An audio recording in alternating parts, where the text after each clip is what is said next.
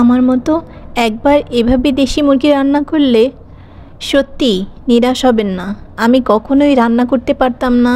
আজকে এই ভিডিওটি দেখলে আপনারা খুব সহজেই দেশি মুরগির মাংসটা রান্না শিখে যাবেন। রান্না কাউকে শেখানো যায় না, দেখতে দেখতে একটা সময় শিখে যায় সবাই।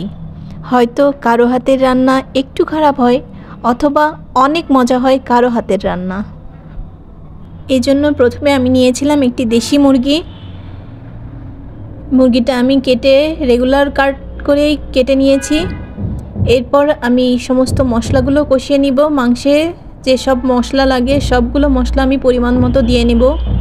পেঁয়াজ কুচো ভেজে নিয়েছিলাম, তারপরে আদা বাটা, রসুন বাটা, মরিচের গুঁড়া, হলুদের গুঁড়া, লবণ, রেগুলার মশলা যা ধনিয়া গুঁড়া, জিরা, গরম মশলা, তেজপাতা সব কিছু দিয়ে, লবণ সব কিছু দিয়েই আমি মশলাটা কষিয়ে নিচ্ছি।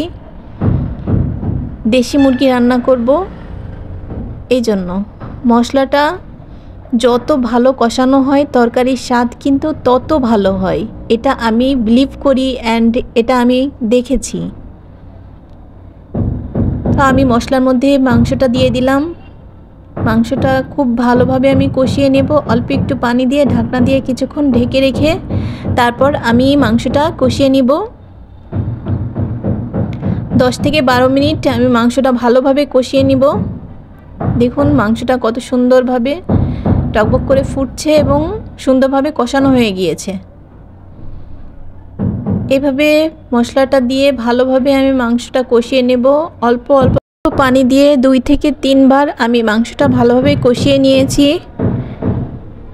মাংসটা এভাবে কষাতে কষাতে যখন মাংস থেকে তেল ছেড়ে দেবে তখন বুঝবেন যে মাংসটা কষানো হয়ে গিয়েছে। দেখুন আমার মাংসটা থেকে তেল ছেড়ে দিয়েছে। এখন আমার মাংসটা পারফেক্ট কষানো হয়ে গিয়েছে। এখন আমি মাংসতে দিয়ে দেব পর্যাপ্ত পরিমাণ পানি। আমার মাংসটা প্রায় সিদ্ধ হয়ে এসেছে, তাই আমি অল্প পরিমাণ পানি দেব। এটাতেই বাকিটা মাংস রান্না হয়ে যাবে। এভাবে দেখুন পানি দিয়ে আমি আরও কিছুক্ষণ ঢাকনা দিয়ে ঢেকে রেখে দিব। মাংসটা টকবক করে ফুটছে। আরও কিছুক্ষণ রান্না করার জন্য আমি ঢাকনা দিয়ে ঢেকে রেখে দেব। এভাবে ঢাকনা দিয়ে কিছুক্ষণ রাখার পরেই আমার মাংসটা হয়ে যাবে।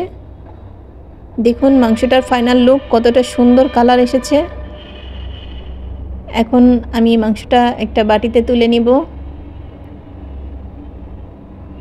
অনেক সুন্দর হয়েছিল মাংস, রান্নাটা খেতেও চমৎকার হয়েছিল। যদি আপনি কখনো রান্না না করে থাকেন তাহলে একবার ট্রাই করতে পারেন আমার এই রেসিপি ফলো করে। যদি ভিডিওটি ভালো লাগে তাহলে লাইক কমেন্ট করে আমার পাশে থাকবেন।